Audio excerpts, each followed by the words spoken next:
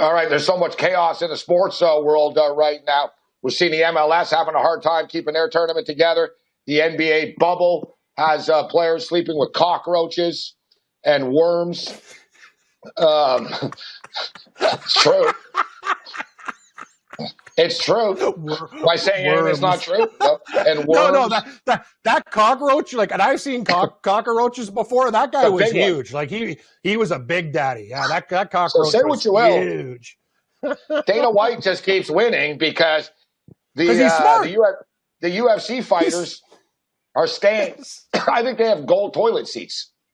Nice. I think they got they're in Abu Dhabi, like 5-star, not even 5-star. 5-star gets you killed there. You stay in a 5-star hotel in Abu Dhabi, like, nah, man. Like, are you kidding me? Like, you imagine, like, you piss off, like, the Shah, like, the head guy, the dictator, the head dude. You piss off his cousin staying in a hotel or something, you're dead. Like, everything, like I said, everything's like 13-star there. Like, the rooms are beautiful. They set up a beautiful facility. UFC Fight Island. Let's bring in Joey Oddessa right now, who remembers the old days, and it was real cool, Joey. And remember Dana said, we're not going to put this on the beach. That's just dumb. And then he excited everybody by showing the picture on the beach. But you remember the old fights in Costa Rica, Joey, the Bodog fight days. Cain Velasquez fought there in Costa Rica on the beach. I thought it looked great. It was cool. I think fans would have liked that, actually. But I know it's too hot in Abu Dhabi. That's the problem. Jorge Masvidal fought there. Jorge Masvidal was a Bodog veteran. He was, he fought on the beach out there. I remember those were great fights, great days. Great scene too, Cam. It had the cage literally on the beach, like palm trees and people having drinks and like partying. Yeah. It was great. Like, I love he obviously lived there before. I wish I would have gotten down there to some of those fights. And I'm not in a hurry to go to the There's nothing against the Middle East, but they kill you for like jaywalking stuff. Imagine getting caught smoking a blunt in a parking lot, like outside the arena there. Cam, wouldn't that? Yeah, that's not a good one, Morency. You have a couple too many drinks and you start spouting off there. That's not the place to do it. Next thing you know, you got a sword up at your throat. Yeah, that's not. You walk through a drive-through Burger King on foot like you did in Orlando. You're still in jail there. Like we're still like I'm sending you letters. How you doing, Cam? Like hope you're all right. Like you're getting tortured and stuff. All right, Joe. Sorry, Joe. So, what do you think? Mike Perry on Fight Island?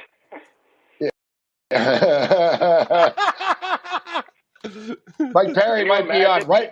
No, Joey. I think Mike Perry's got a better chance of being on Rikers Island the way he's going. I don't know, man. They got to get him some help. I mean, that was over the top. I mean, he's lucky. He used to talk on Friday nights like he's lucky that old man didn't go outside and just shoot him. That was tempting. Yeah, right. You know what I mean? Gotta be careful. Yeah, that's what I'd have done. I mean, why tangle with the guy in the bar? No, it's true. You're right. And this whole thing, because you touched me. End bad. You touched me. The old man put his arm. He was like, "Come on, calm down. Just calm down. Leave the restaurant type thing." Yeah, you touched me. You touched me. We're going to move on from this, Joy. But one thing I don't understand, too, is Dana White tonight. Dana White earlier today says, Mike Perry's crazy. He goes, I saw this coming for months. He goes, I could tell. I knew this was going to happen.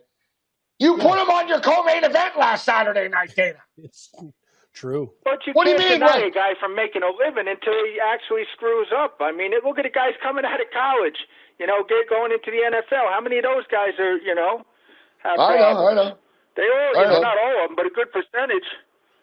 We all knew. Listen, are you surprised? I knew Mike Perry was a psychopath. I already knew this. I'm not surprised at all. Alcohol didn't help him. I mean, that alcohol, you get people get drinking, they just get ignorant, man. And when you're already ignorant, I mean, he's just, whatever. I'm not going to beat the guy. He's out of control. No, but the thing is, I didn't realize. I thought his girlfriend, Joey. I thought his girlfriend just dyed her hair. I didn't realize he dumped the chick, the blonde chick. I thought it was the same girl. Like I had no idea. Like, so, and they were together a while, right? So now he's got that new girl in his corner. You see the video, Joey? He bought her a truck. He bought her like a car. And he just met her and stuff. Like, he's all over the place, this guy. Like I said, I don't judge people's lives. It's his life. The racial stuff, I'm not going to say he's not racist because he probably is, but in the sense that Mike Perry's from Detroit. He literally grew up in the hood, Cam. Like, he did. Like, Mike Perry's from the hood. He's one of these white guys that sort of thinks he's black in a way. You know what I mean? Yes. He thinks he has the license to sort of say whatever words. He's cool. I'm from Detroit.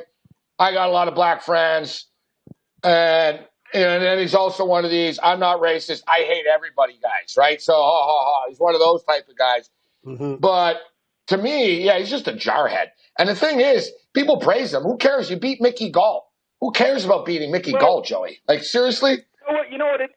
Too, the people that are praising him, his fan base, I would say, like, they're like they're more of the. I don't want to say they're the intellectuals, but they don't see a lot of that nonsense, and that's what I mean, it's kind of like, well, Diaz brothers giving everybody the finger, like, that's just not. It's just, some people find that cool. I don't find that cool. I think that's just kind of it's tasteless in a way, and that's what this Mike Perry, I mean, he's got no self-awareness, and I guess it's okay in his crowd, what he does, I mean, that's okay in his crowd. I don't think there's a lot of people in his crowd that are actually like him. I don't get it. Yeah, but Conor did the same stuff, Joey. Conor, it's a good point. Conor did the same stuff, and the UFC encourages it. Conor said all kinds of crazy racist things during that Mayweather stuff. Mayweather didn't even care because Mayweather has no soul. He just wants money. I mean, everybody's offended by everything. Yeah, but Mike Perry, come on. Mike Perry was offensive. Perry was over the top. There's no doubt. I mean, he was dropping N-bombs. He was pretty bad. And of course, you got to, assume that everything you ever say is going to be, played back for you someday. I mean, it's coming on everywhere with sports. My point is, my point with Perry is he was dropping M-bombs to white guys even, right? Like, he's one of these guys that just uses the word all the time, right? Cowboys, shit. Oops. Yeah. All right, that's good. All right, so we'll move on here. It's like Krusty. Yeah. Where do we start? All right, so let's get into this here. Where do we start? Looks like it's coming down. A little bit of numbers coming down a little bit. Usman's now minus 245 over at FanDuel. Listen, I know that it's a bad matchup for Masvidal. Usman, you know what struck me, guys? And Joe, you know what struck me about this today when I saw them face-to-face? Like, you've seen them face-to-face on the street or in a hotel lobby, but not really like you saw today at the weigh-in. They were both wearing T-shirts and stuff, but, man, Usman's bigger than he is, Cam. Like, Jorge's not a muscular guy. He's a fighter. You know what I mean? He had to lose 20 pounds in 5 days, too. That's crazy weight cut, man. That's hard on your body, man. Did you see that scale? Did you watch the weigh-ins? Let me get this out. And I wasn't gonna touch on it because I wasn't there to see it. But if you look at that scale, the guy starts off. The person makes weight. First person makes weight. They get off the scale. I believe he moves the weight all the way to the left. Now, anybody that's wrestlers know this thing. If a light scale, we would call it, or if a scale is weighing heavy or light. Some tournaments would have a light scale. You'd know that you'd be on weight or a pound over at your school. You'd go over to this school, their scale weighs light. It's a pound lighter, you make weight. I'm telling you, watch that weigh-in, because when that weight was moved all the way to the right, if you're facing the screen, all the way to the right, that the pendulum was just laying down like a brick instead of hovering in the middle on the left-hand side. Like, you gotta, it didn't sit right with me. And I'm not saying that there was any kind of shadiness or anything, but it was a real bad look. When somebody steps off the scale, you don't move the dial all the way to zero. And when you move it to zero, it should balance.